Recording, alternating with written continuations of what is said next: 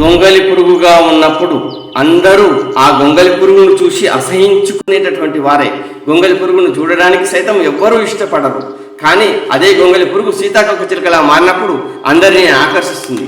ప్రతి ఒక్కరూ చూడడానికి ఇష్టపడతారు. అదే జీవిత సత్యం కూడా. గొంగలి పురుగు అనేటటువంటి ఓటమిలో నీవు ఉన్నప్పుడు అందరూ నిన్ను అసహించుకునేటటువంటి వారే, అందరూ నిన్ను ఒంటరి చేసేవారే. ఆ ఒంటరితనంలో నీవు కృంగి కృషించి నశించిపోయావా, నీ పతనం ప్రారంభమైనట్లే.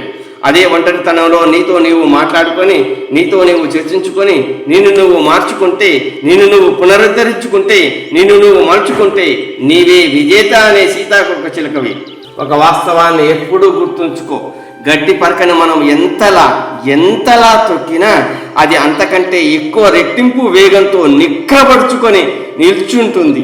కానీ అది ఎన్నడూ నన్ను త్రొక్కేశారు కదా, నన్ను త్రొక్కారు కదా, నేను అడ్డంగా పడిపోతాను, నా పని అయిపోయింది అని ఎన్నడూ అనుకోదు. ఒక విషయం గుర్తుంచుకో.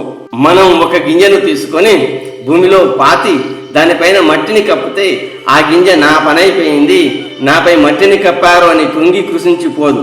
ఆ భూమి లోపల తను ఒంటరిగా ఉంటూ కృంగి పోక తన శక్తిని తాను తెలుసుకొని తనలో నుంచి విత్తనాల మొలకెత్తి భూమిని చీల్చుకొని వచ్చి విజయ గర్వంతో నేనున్నాను అని అంటూ ఉంటుంది ఆ గింజ.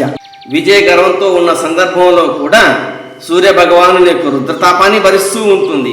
వరుణదేవుని యొక్క ఉప్పెనకు నిలదొక్కుని ఉంటుంది. వాయుదేవుని యొక్క ఉక్రోషాన్ని తట్టుకుంటుంది. అన్నింటినీ తట్టుకొని చిరుమందహాసంతో చిరునవ్వును చిందిస్తూ అది మహావృక్షమై ఇక నన్నెవ్వరూ ఏమీ చెయ్యలేదు అన్నటువంటి విజయ తాపంతో, విజయ గర్వంతో అది నిల్చుంటుంది.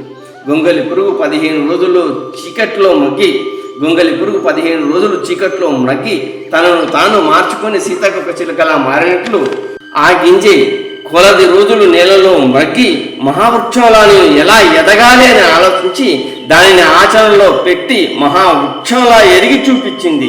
హితుడా, నీవు కూడా ఒంటరితనంలో నిన్ను నువ్వు మలుచుకొని ఒక శక్తిలా తయారుకా. నీ శక్తిని నీవు ఆ ఒంటరితనంలో గ్రహించు. అప్పుడే నీవు గొంగలి పురుగు చీకట్లో మ్రగ్గి తనను తాను మలుచుకొని సీతాకోకచిలుకలా మారినట్లు నీవు కూడా చీకటి అనే ఓటమి నుంచి వెలుగు అనే ప్రకాశం వైపు ప్రయాణిస్తావు. ఆలోచించు. ఓటమిలో ఎప్పుడూ కునిగిపోవాకు. విజయం నీ దరికి వచ్చి చేరుతుంది. ఓటమే నీ విజయానికి తొలిమెట్టు అని గుర్తుంచుకో. సర్వే జనా సుఖినో భవంతు.